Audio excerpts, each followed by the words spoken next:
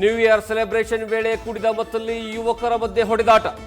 ಮಲ್ಲತಹಳ್ಳಿಯ GM bar and ರೆಸ್ಟೋರೆಂಟ್ನಲ್ಲಿ ಘಟನೆ. ಮಧ್ಯಪ್ರವೇಶ ಮಾಡಿದ ಬೌನ್ಸರ್ಗಳಿಂದಲೂ ಥಳಿತ.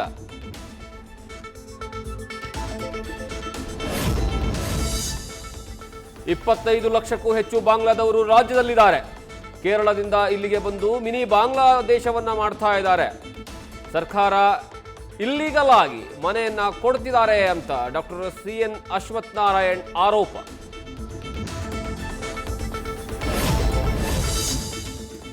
ಕೇರಳ ಸಿಎಂ ಮುಂದೆ ವಿಚಿತ್ರ ಬೇಡಿಕೆಯನ್ನಿಟ್ಟ ಬಿಜೆಪಿ. ನೀವು ಟ್ವೀಟ್ ಮಾಡಿದ್ರೆ ರಾಜ್ಯದ ಸಿಎಂ ಮನೆ ಕೊಡ್ತಾರೆ, ನಮಗೂ ಒಂದು ಟ್ವೀಟ್ ಮಾಡಿಕೊಡಿ ಅಂತ ಮಂಡ್ಯ ಬಿಜೆಪಿ ಕಾರ್ಯಕರ್ತರ ಪತ್ರ.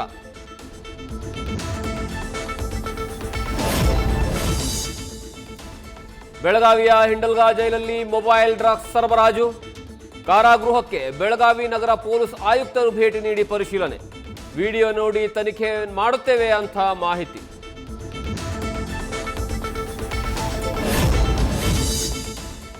ವರದಕ್ಷಿಣೆಗಾಗಿ ಪತ್ನಿ ಜೊತೆ ಪತಿರಾಯನ ಮೃಗೀಯ ವರ್ತನೆ.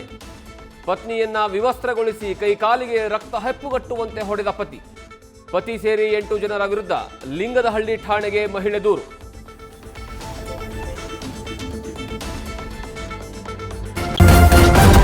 ನ್ಯೂಸ್ ಫಸ್ಟ್ ನಿರ್ಭೀತಿಯಿಂದ ನಿಮ್ಮ ಪರವಾಗಿ.